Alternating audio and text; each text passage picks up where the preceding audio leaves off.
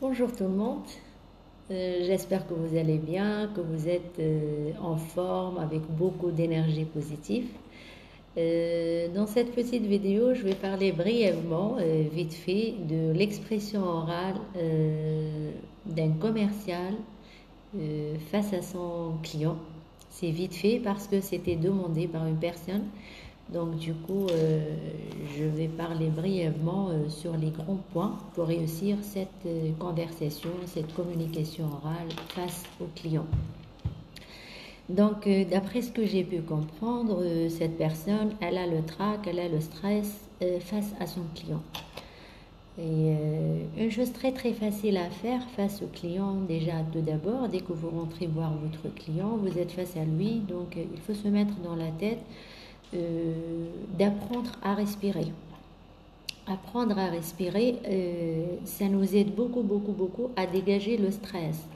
Donc, premier point à faire, vite fait, c'est de savoir s'asseoir chez votre client. Oui, savoir s'asseoir, effectivement. Donc, il faut savoir s'asseoir comme il faut, comme ça, sur la chaise, face à votre client, avec la position qu'on appelle en anglais la position high power position, c'est-à-dire la position haute. Et quand je dis la position haute, c'est pas dans le mauvais sens, ce n'est pas prendre le dessus sur le client, pas du tout, mais la position haute pour nous-mêmes, c'est-à-dire mettre à l'aise vos épaules, comme ça large, éviter de prendre, c'est-à-dire la position de bec d'oiseau comme ça, mais il faut vraiment bien s'asseoir sur votre chaise, remplir votre chaise, comme nous on dit en tunisien, le proverbe, emla korsik, donc remplir la chaise, c'est un proverbe, c'est pas une expression française, donc high power position, prendre la position haute, bien étaler vos épaules sur votre chaise en gardant votre tête haute, en prenant en 2 secondes une très bonne respiration,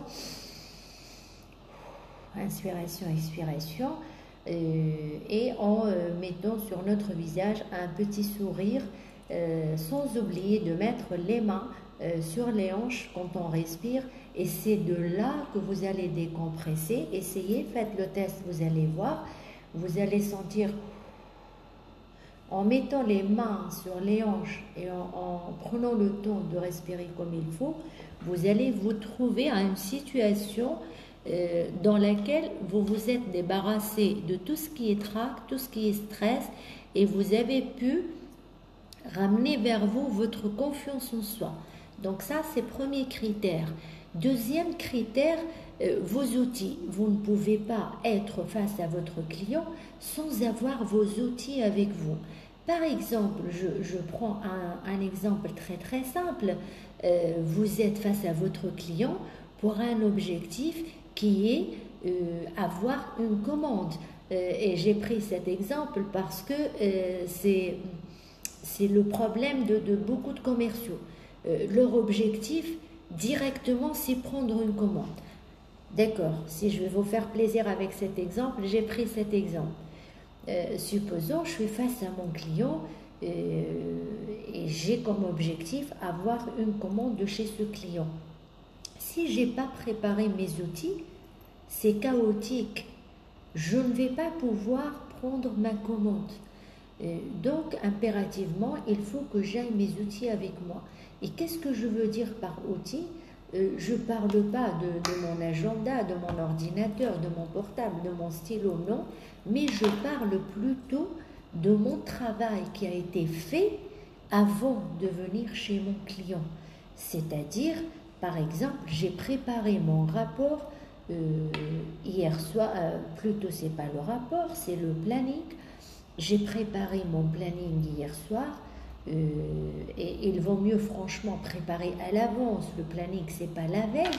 Par exemple, vous êtes un commercial très organisé, vous préparez votre planning du mois. Et donc, du coup, quand j'ai préparé mon planning et j'ai mis ce client X à la date du 25 pour avoir une commande, je dois faire tout un travail avant une semaine.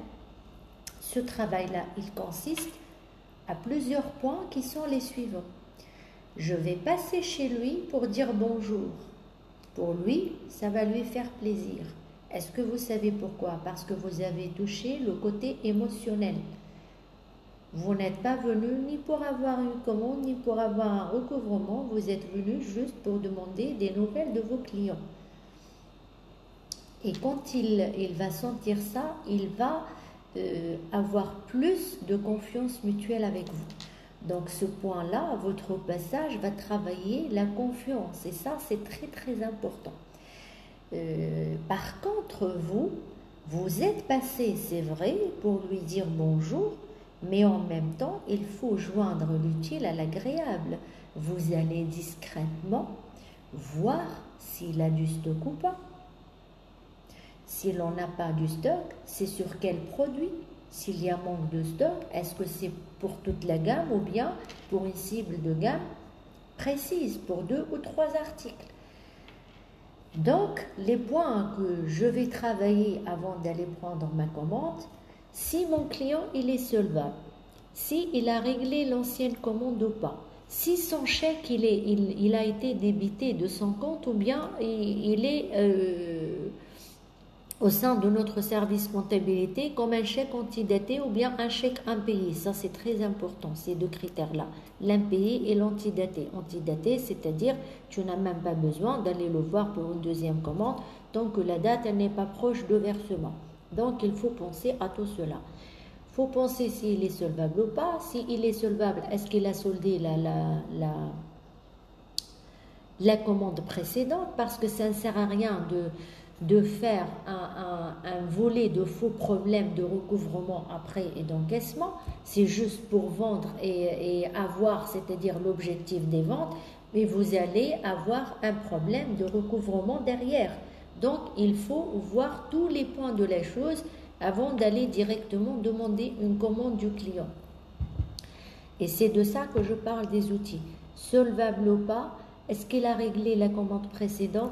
Est-ce qu'il est en rupture de stock? Sur quel produit il est en rupture de stock? S'il n'est pas en rupture de stock sur tous les produits, j'essaie de me focaliser sur les produits dont il est en rupture de stock plus que les autres produits pour ne pas lui passer une commande de toute la gamme et faire tomber mon client dans un problème de surstock après.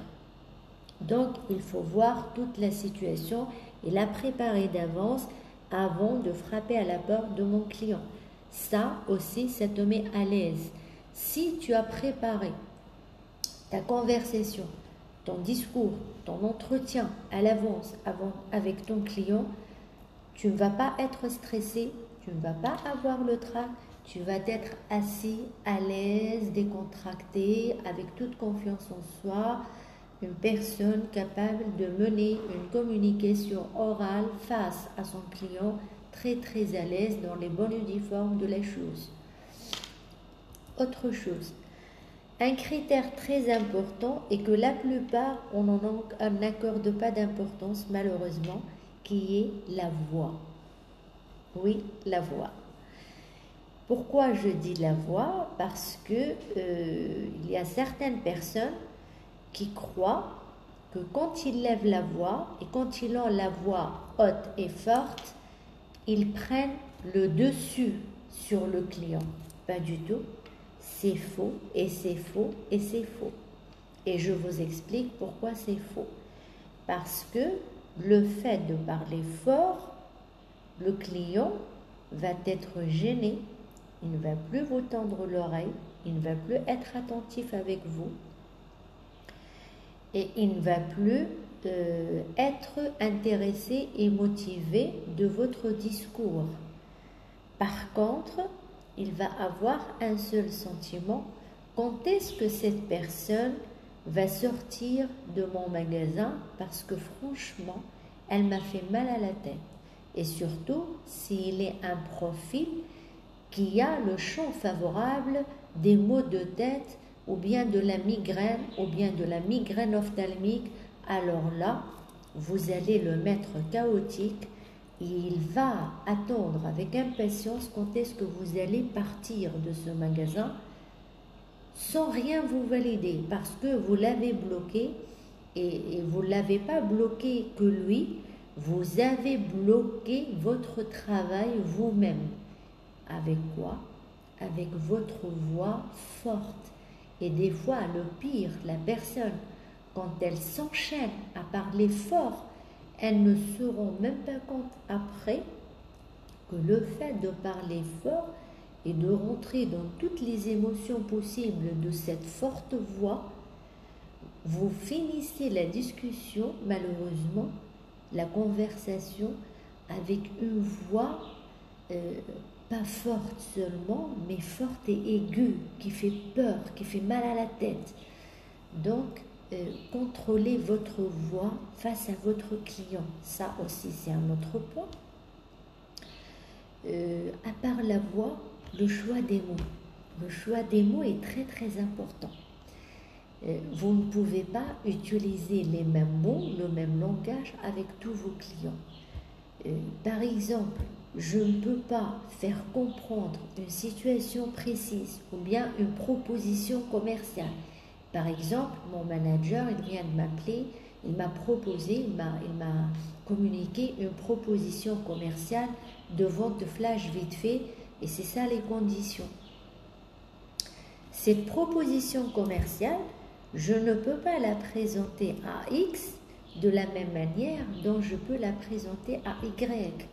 Pourquoi? Pour une simple raison, parce qu'il ne faut jamais oublier que vos clients sont des êtres humains avant tout. Et un être humain, il n'est pas identique à l'autre. On ne peut jamais être identique. X n'est pas Y, Y n'est pas Z, Z n'est pas A n'est pas B, B n'est pas E.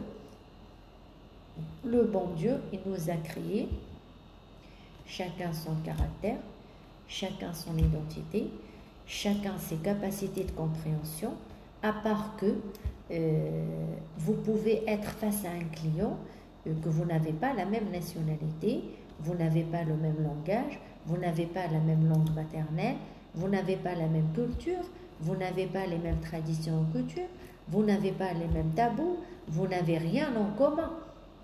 Donc, je dois mettre sa casquette.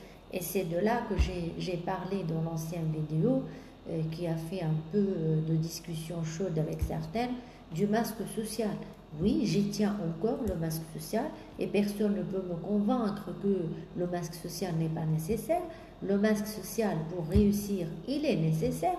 Et là, la preuve, pour vos deux clients différents, celui-là, je vais mettre ce masque social, cette casquette, l'autre, je vais mettre l'autre casquette. Parce que celui-là, il a un certain niveau scolaire, il a un langage tout à fait différent du mien, il ne parle pas ma langue, il est hypersensible, donc pour que je puisse lui faire transmettre ma proposition commerciale, il me faut cet effort-là et ce temps-là. Je ne peux pas lui présenter les choses en 5 minutes. Je dois me mettre dans la tête que je dois lui consacrer 15 à 20 minutes pour qu'on valide tout en sortant win-win, c'est-à-dire gagnant-gagnant. Par contre, je vais frapper à la porte de cette cliente. Je sais que d'avance, je ne vais même pas rester 5 minutes avec elle. Elle va tout comprendre en 5 minutes. Ben, c'est sa capacité de compréhension, c'est sa manière de faire. Peut-être elle est plus ouverte que l'autre, peut-être elle est plus commerciale que l'autre, mais aussi, je vous dis un point très important, ne faites pas ce que je suis en train de faire. Moi, je vous compare les deux pour vous dire chacun il a son profil, chacun il a son identité, chacun il a ses points forts et ses points faibles, et chacun il est différent de l'autre. Mais vous ne devez jamais tomber dans le cercle vicieux de la comparaison des clients, parce que vous allez vous fatiguer vous-même, vous allez fatiguer votre manager avec vous, vous allez fatiguer les clients et vous allez bloquer votre travail et la manière de votre travail. Un client, je ne le compare jamais à l'autre. Chacun il a ses conditions et chacun il a sa manière de faire. Donc, je ne peux pas les comparer. Ils n'ont pas le même magasin, ils n'ont pas les mêmes circonstances, ils n'ont pas les mêmes moyens financiers, ils n'ont pas la même manière, ils n'ont pas le même process de vente. Donc, je ne les compare pas. Ils ne sont pas à comparer. Ils sont à respecter. Chacun d'eux, il a sa manière et c'est à moi de gérer ça et c'est à moi de savoir comment se comporter avec celui-là et comment se comporter avec l'autre, sans les comparer. On ne rentre pas dans le cercle très vicieux de comparaison. Donc on a dit le choix des mots. Aussi, il y a le savoir se présenter. Il ne faut pas se présenter au client d'une manière très robotique, c'est-à-dire bonjour, je suis madame, je me nomme telle, je travaille avec telle, je suis venue pour avoir une commande de chez vous. Non, laissez la présentation sortir un peu de l'ordinaire, sortir un peu de la présentation robotique. Soyez plutôt sincère, spontané, beaucoup, c'est-à-dire d'amour. Laissez beaucoup d'amour sortir de votre âme. Et qu'est-ce que je veux dire par tout ça? C'est-à-dire, c'est pas grave si la présentation elle a été un peu émotionnelle. Bien au contraire, ça va vous jouer un point plus. Pourquoi? Parce que le fait d'être sincère et émotionnel face à votre client, ça va le rassurer un petit peu et ça va le laisser vous donner confiance et être lui à son tour quelqu'un qui va réagir avec l'émotionnel avec vous. Vous allez être plus proche et vous allez être les deux dans la même zone de confort. Il ne va pas rester seul et vous allez rester seul dans votre zone à vous. Non, vous allez avoir une certaine confiance mutuelle avec vous, entre vous, et vous allez avoir une zone de confort commune. Vous allez confuser vos deux zones de confort et vous allez petit à petit construire à être, comme on dit au Côte d'Ivoire, à être famille. Tu es mon frère, tu es ma soeur, tu es maman, tu es papa. Donc, pour être en famille, il faut créer cette confiance mutuelle. Et pour créer cette confiance mutuelle, on ne peut pas se présenter d'une manière très robotique. Autre chose, et quand on ne se présente pas d'une manière robotique, notre speech, il devient inoubliable par rapport à notre client. Notre speech, il devient très très efficace parce que c'est émotionnel, c'est sincère, c'est avec beaucoup d'amour. Donc le client à son tour, il va se sentir à l'aise, il va vous offrir l'opportunité de rentrer dans sa zone de confort. L'accueil du client aussi, c'est-à-dire quand vous êtes face à votre client, n'oubliez pas le sourire.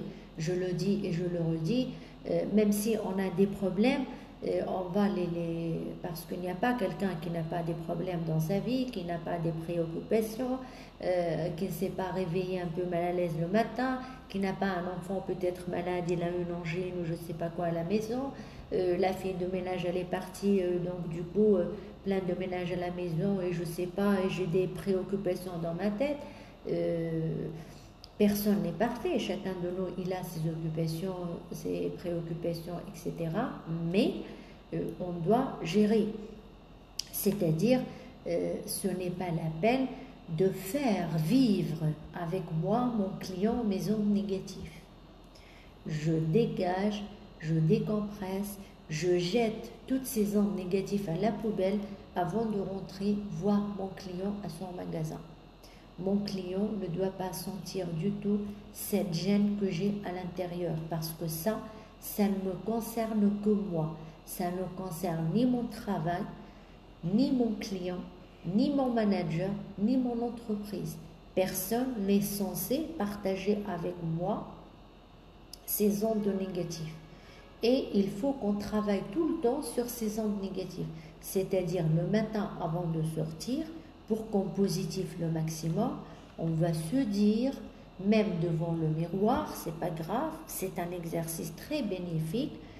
Aujourd'hui, je suis très belle, je suis très heureuse, je suis très fière de moi et j'ai décidé de passer une très belle journée pleine d'énergie positive, pleine d'ondes positives et c'est pour cela que je vais faire aujourd'hui et j'ai décidé de faire un très bon travail avec une très bonne qualité de travail.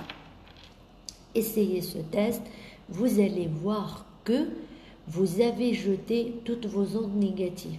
Et en principe, pour un commercial, le matin, il n'est pas tolérable qu'il sera dans le négatif.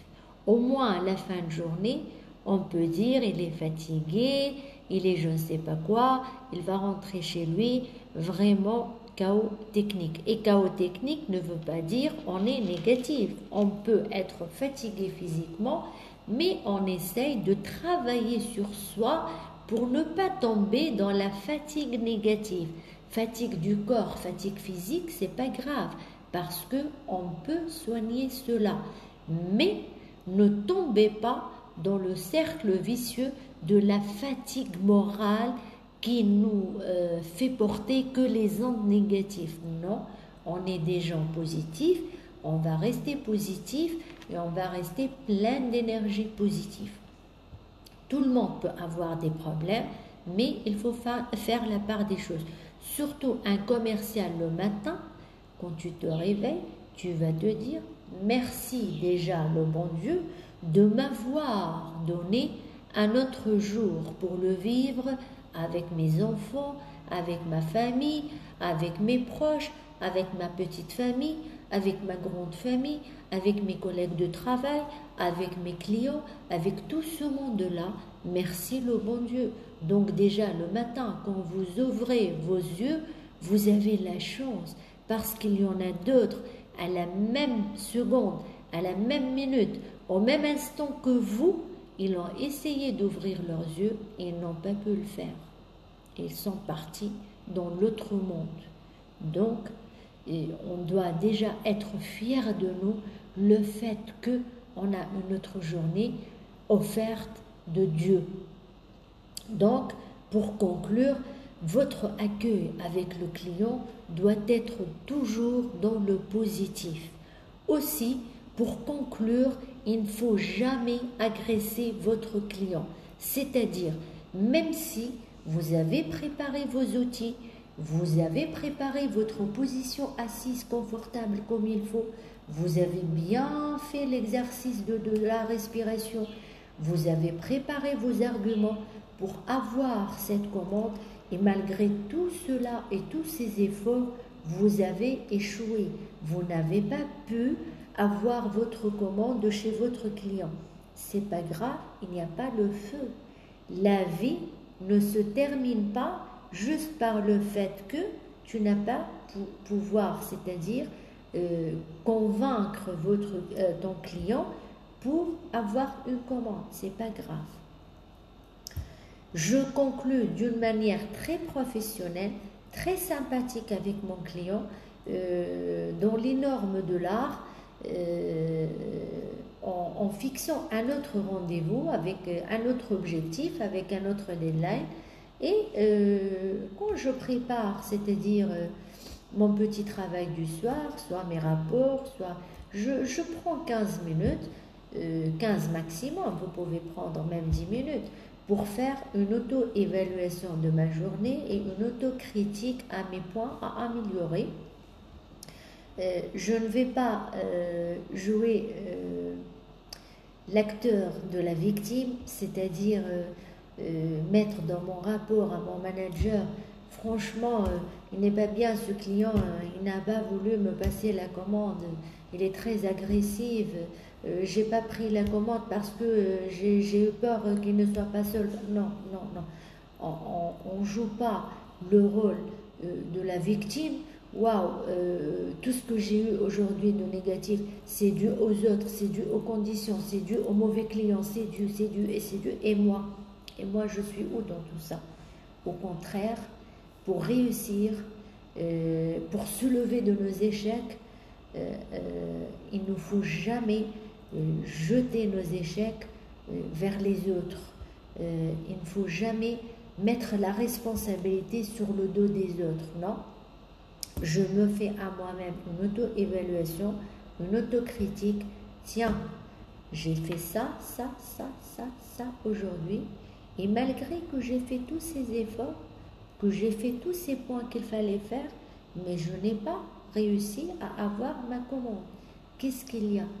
Il y a quelque chose qui cloche là-dedans. Est-ce que je n'ai pas travaillé ce point par hasard? Je raisonne. Non, ce point, je l'ai bien travaillé. Est-ce que je n'ai pas travaillé le deuxième? Est-ce que je n'ai pas travaillé ma voix? Peut-être il n'était pas concentré avec moi. Et je vérifie tous ces points-là. Et sûrement, après vérification, vous allez faire sortir un point ou deux qui étaient travaillés à mi-travail, à mi-effort, je me dis. Donc, je planifie une autre visite, j'essaye d'améliorer ces deux points, je me focalise plus sur ces deux points-là et ça ne va pas me démotiver. Au contraire, je vais faire un challenge avec moi-même. Je vais me mettre en défi et dire, tiens, je vais travailler ces deux points-là parce que cette fois-ci, je dois avoir ma commande de chez mon client. Parce que maintenant, je suis conscient de mes erreurs. C'était quoi qui est anormal? C'était quoi le point à améliorer qui ne m'a pas laissé aboutir à mon objectif qui est ma commande de chez mon client? Voilà, donc j'espère que j'ai bien expliqué. Pour décompresser face à votre client, il faut respirer, il faut bien s'asseoir, il faut vos outils, préparer à l'avance vos outils, travailler votre voix, contrôler votre voix. Ça ne veut pas dire que vous allez être comme un robot, non, mais il faut se mettre dans la tête, il faut travailler sur ça et qu'il ne faut jamais avoir la voix forte, bien prendre le dessus. La voix, elle commence forte, forte, forte, après elle devient aiguë et là vous perdez le suivi de votre client pour votre communication orale, votre conversation. Savoir se présenter, on ne va pas se présenter d'une manière très neutre et robotique. Nos choix des mots, on ne va pas c'est-à-dire présenter les choses de la même manière parce qu'on a des profils différents. Et surtout, ce que je vous conseille, c'est de rester vous-même, de rester spontané, de rester très sincère surtout avec vos clients. La sincérité, c'est le premier critère à garder pour réussir la fidélisation de vos clients et le travail à long terme. Un bon commercial, c'est celui qui travaille à long terme et c'est celui qui travaille pour la fidélisation de ses clients. Un client, pour être fidèle, il doit te donner confiance. Et un client, pour te donner confiance, tu dois être sincère avec lui. Tu dois lui montrer ta sincérité. Tu n'es pas là pour prendre une commande juste pour garantir ton objectif de chiffre d'affaires, mais tu es là pour une certaine collaboration commerciale entre toi et ton client afin que vous sortirez les deux win-win, les deux gagnants-gagnants. Toi, tu as gagné ta commande, lui, il a gagné sa commande, derrière sa commande, il va gagner son bénéfice et c'est comme ça que les affaires marchent en étant, c'est-à-dire des gens conscients qu'on ne peut pas travailler à court terme. Si vous voulez réussir comme un bon commercial, vous devez tout le temps rester vous-même, c'est-à-dire travailler avec conscience, travailler avec spontanéité, avec sincérité, avec beaucoup de bonne foi derrière, avec beaucoup d'amour. C'est très important de donner de l'amour à vos clients et surtout une très bonne confiance mutuelle entre toi et entre ton client, parce que travailler avec un client, c'est travailler avec un capital humain et qu'on le veuille ou pas, c'est pas votre entreprise qui vous paye votre salaire, c'est vos clients qui sont en train de vous payer vos salaires. C'est vrai, on travaille certes pour notre épanouissement, mais aussi on n'est pas tous riches, on n'est pas tous des gens qui ont un héritage comme pas possible. On est en train de travailler aussi pour avoir un moyen financier avec lequel on va subvenir à nos besoins et aux besoins de nos familles. Donc, si celui qui est en train de m'offrir cette opportunité d'avoir un moyen financier pour subvenir à mes besoins, je ne le respecte pas. Donc je vais respecter qui? Le respect, c'est primordial dans la relation entre un client et son commercial. Et pour avoir ce respect-là, il faut travailler à long terme, il faut travailler pour la fidélisation de tes clients. J'espère que j'ai été très claire. Ça me touche beaucoup et ça me fera un très grand plaisir de lire vos commentaires sur cette vidéo. J'espère que ce sera des commentaires, c'est-à-dire constructifs, pour qu'on puisse avoir un partage riche en contenu, pour qu'on puisse avoir, c'est-à-dire un changement d'idées, des avis, etc. Merci beaucoup et très bonne journée, bon courage, beaucoup d'énergie positive pour tout le monde et pour tous les commerciaux.